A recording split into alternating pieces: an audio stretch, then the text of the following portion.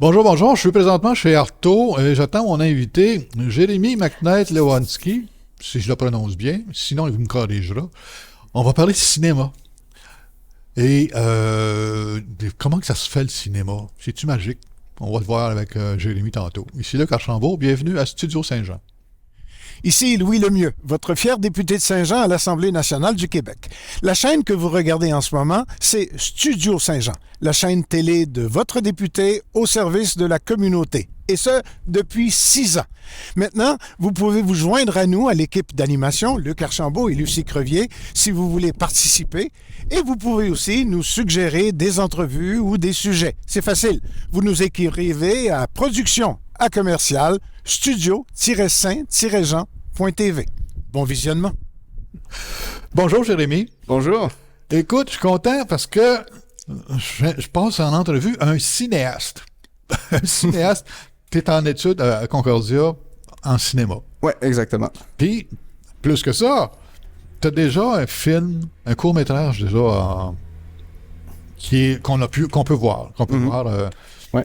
Parle-moi-en donc un peu de ta démarche-là, parce que c'est quand même assez impressionnant de vraiment te parler à un vrai cinéaste. Là, tu sais. En fait, pour moyen métrage qui s'appelle Aléa d'une mère malade, que vous pouvez voir sur YouTube d'ailleurs, d'une durée de 36 minutes, l'idée est partie de la même source d'inspiration que j'ai pour à peu près toutes les idées, que ce soit les courts-métrages précédents que j'ai faits ou alors que ce soit un texte à écrire ou même un post Facebook, n'importe quel projet artistique, c'est je suis en quête d'inspiration. Okay. Je prends une marche ou je fais n'importe quelle activité et souvent, il y a un concept qui va me venir en tête. Ah, je veux faire une histoire sur, je sais pas moi, la deuxième chance. Ouais. Je veux faire une histoire sur, et dans le cas d'Aléa d'une mère malade, le concept c'était n'attendez pas trop avant de dire aux gens que vous les aimez et de profiter du temps que vous passez avec eux. C'est vrai, c'est vrai. Donc ça, c'est le point de départ qui m'a mené à ensuite écrire un scénario relié à ça, à partir duquel j'ai bâti des dialogues entre des personnages fictifs, mais qui relèvent de traits de personnalité qu'on peut croiser dans la vie de tous les jours. Oui, absolument. Si je résume brièvement l'histoire, c'est une mère et sa fille qui sont en conflit à cause d'erreurs du passé, puis un manque de communication. Et ensuite, il y a une confrontation qui mène à ce que la goutte déborde du vase. Et Léa, la jeune fille adulte, quitte. Elle fugue carrément, puis elle est portée disparue. Oh. Un peu plus tard, Louise, sa mère, apprend qu'elle a un cancer du poumon et qu'elle va mourir dans quelques mois. Oh. Et ça fait que elle se dit, OK, les rêves d'enfant, qui est d'ailleurs un autre thème qui fait partie du film, c'est de tasser ses rêves à cause de la vie adulte, parfois qui prend le dessus. Donc elle se dit, bon, ça c'est vraiment l'opportunité maintenant de prendre mes rêves d'enfant qui sont de faire du stand-up, d'écrire quelque chose et de le présenter. Puis si ça se rend jusqu'aux journaux et les médias, ben peut-être que Léa, pendant sa fugue, si elle est vivante, va voir ça et se dire, OK, ma mère, là, il me reste plus beaucoup de temps pour me réconcilier avec elle. C'est peut-être quelque chose que je devrais faire avant son départ. Ouais. Ça, c'est la trame de ton film. C'est ça. Il doit être assez touchant, ce film-là. C'est comme rien. Quand même, je pense que oui. Oui, hein. Ben, moi, j'ai vu la bande-annonce, puis je vais dire, c'est prometteur. En tout cas, j'ai pas vu le film comme tel, là. Mais tout ça que tu viens de m'expliquer, la démarche du cinéaste, c'est en fin de compte du script, le séance et tout. Tu apprends ça à l'université, à Concordia, ou tu l'avais déjà en tête? C'est sûr que chaque cinéaste ou n'importe quel domaine qu'on peut artistique qu'on peut trouver, et même parfois que ça peut être des scientifiques, des ingénieurs, ont chacun leurs démarches qui sont propres à eux puis qui fonctionnent. Ouais.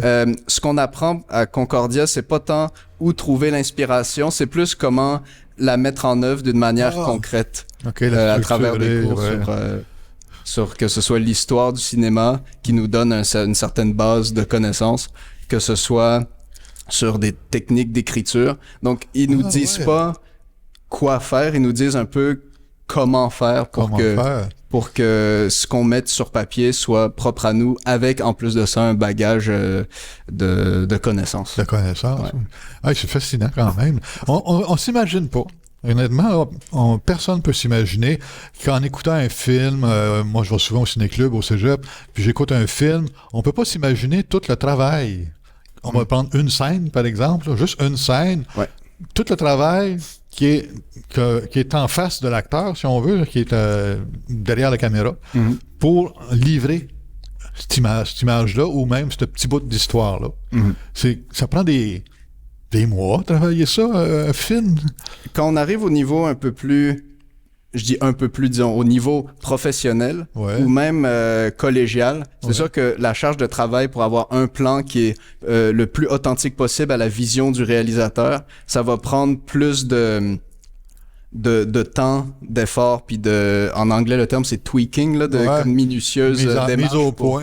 C'est ça, pour arriver à cette vision-là, pour que le plan soit à la fois esthétiquement beau et représentatif de ce que le réalisateur veut, quoique il n'y a pas juste le réalisateur, il y a aussi la vision des acteurs, du caméraman aussi, du DOP, directeur photo, qui peut ajouter des réflexions. Mais donc, plus on avance, plus ça va prendre du temps, et donc plus il va falloir être minutieux pour en arriver à ne serait-ce qu'un plan.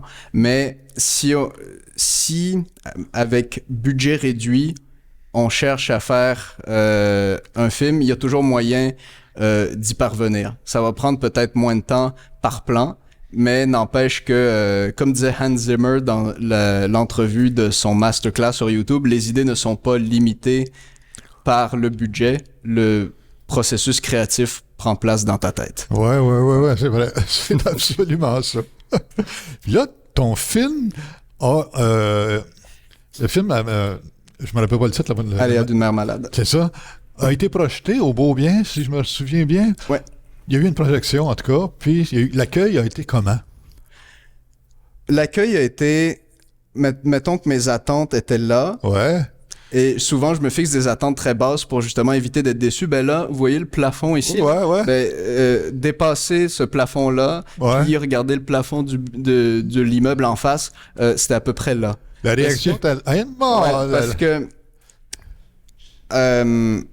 c'était des gens qui, dans mon cercle d'entourage, je soupçonnais très fortement qu'elles allaient prendre ce projet-là à cœur. Ouais. Que ce soit payé ou pas payé. Ouais. Je sais que c'est le genre de personnes qui embarquent à fond dans une idée, puis j'ai vraiment fait mon choix d'une manière minutieuse aussi pour créer cette espèce de chimie d'équipe agréable et dévouée. Donc, et ça a vraiment paru pendant les tournages, mais aussi pendant la soirée projection. Et je pense que la réaction, non seulement des personnes qui étaient impliquées dans le film, mais aussi de la foule. La foule, qui a posé une quantité de questions extraordinaires. Ça a duré les 2 heures au complet pour lesquelles j'avais loué la salle. Donc 1h20 à peu près si on enlève la durée du film. Et les questions étaient vraiment intelligente, bien pensée. C'est le genre de question où est-ce que les comédiennes, fallait qu'ils réfléchissent pour donner une réponse qui est à la hauteur peut-être de ce que la question attendait. Donc, très impressionnant. C'est un bel accueil, finalement. Ça t'encourage à continuer, certain. Ah oui, c'est ça. Ce film-là, ça c'est un court-métrage. Il va être... projeté dans d'autres endroits, j'imagine, ou pour l'instant, c'est cette projection-là? En fait, la projection qu'on peut considérer comme l'avant-première était la seule projection dans une salle, physiquement, avant la sortie du film sur YouTube. Ah, OK. Mais cela dit, rien n'empêche qu'une fois que c'est sur YouTube, ce qui est le cas actuellement, j'encourage à ce que les gens le regardent avec amis ou même qu'ils le projettent sur leur télé ou pour maximiser l'impact que ce film peut avoir auprès des gens. OK, c'est disponible au public et tout, là. Alors, c'est le fun, ça. Ouais. J'ai aussi su que tu étais en nomination. Là, je vais dire quelque chose de gros, mais tu me corrigeras. Ouais. Tu étais en nomination à Cannes. Mais tu vois, explique-moi, on s'en a parlé tantôt. C'est pas Cannes, le festival du tapis rouge. Non, c'est d'autres choses. En fait, c'est sûr que le nom Cannes, on peut penser au fameux tapis rouge en France. Puis faire, Ouais, ben oui, c'est sûr. parce que le nom porte à confusion par rapport à ce qui existe déjà. Forte, Mais là. en fait, le Cannes World Film Festival, qui est le nom officiel, c'est un festival international en ligne où est-ce que tous les mois, on peut envoyer notre film dans plusieurs catégories. Ouais. Il y a des catégories principales telles que réalisation, acteur, actrice de premier rôle, second rôle, mise en scène, etc. Ouais. Et puis ensuite, il y a aussi des sous-catégories, il y en a une centaine. Donc tous les mois, au désir de quiconque veuille envoyer son projet, envoie ça. Puis il y a l'étape de la sélection, il y a l'étape de... Ensuite, ça va quart de finale, je pense, ou directement en demi-finale. Ensuite, il y a la finale, nomination, puis on peut gagner l'édition du mois pour la catégorie, puis faire que son film soit projeté sur le site web pour plus de visibilité pour une période... C'est quand même une démarche sérieuse, ça, cet organisme-là. C'est pas de l'amateur, là. C'est vraiment sérieux. Non, c'est ça. Puis toi, t'es dans 2 catégories, pas une, 2. Félicitations. Merci. C'était... En fait, il y avait une espèce de rabais si on envoie un rabais, c'est-à-dire une offre de si on l'envoie dans une catégorie principale, ben on pouvait l'envoyer en même temps dans une sous-catégorie pour moins cher. J'ai fait OK, bon ben à 2 pierres d'un coup. Puis il a été retenu pour ce qui est de la catégorie qui n'est pas reliée à pour la catégorie qui est pas reliée à la réalisation, il a été pris dans meilleure actrice ou je pense que c'était meilleure équipe de comédiens pour le film. Ah ouais. Donc ça c'est le travail des comédiens qui étaient dans le film et en qui j'avais extrêmement confiance, puis que finalement on voit que ça a porté fruit. Ça a porté fruit, absolument. Ben, c'est super. Mais félicitations aux comédiens aussi. Effectivement. Ouais. En plus du cinéma, écoute, t'es un multi-talentueux personnage. Merci. Tu fais de l'humour au bordel, entre autres. Une couple de places, t'as été... t'as cassé la baraque à ces endroits-là. Ouais. Qu'est-ce qui t'a emmené à faire ça? Au secondaire, je regardais un spectacle qui s'appelait Secondaire en spectacle. Ouais. Où est-ce que c'est pour promouvoir les différentes formes d'art puis les différents talents, que ce soit humour, chant, danse. Puis je voyais ça, puis j'avais pas encore la confiance de m'inscrire. Ah non. Mais il y avait notamment l'humour. Je me disais, l'humour, c'est très touché. Tu fais une blague, mais qui est déplacée de peut-être 1 seconde. C'est-à-dire le timing est très, très précis, puis tout est dans la manière dont tu le livres, ta blague. C'est dans la gestuelle. Donc, il y avait un paquet de choses qui me fascinaient dans l'humour. Mais j'ai pas pris la confiance jusqu'au cégep, où je me suis dit, OK, là, je me lance. Je pensais pas en faire carrière, et je pense toujours pas en faire carrière parce que le cinéma prend le dessus. Ouais. Mais n'empêche que on the side, là, à côté, comme hobby, je fais ça parce qu'à travers le rire, je trouve qu'il y a quelque chose de très précieux dans le fait de... Je pense pas qu'il faut adopter la philosophie de je fais rire les autres. Je leur donne une opportunité de rire, d'un partage d'idées. Oui, parce que c'est sûr, vu de la salle, excuse-moi, vu de la salle, lui, il va nous faire rire. Mm. Mais en fait, je comprends la langue, c'est spécial. Ouais. Bon.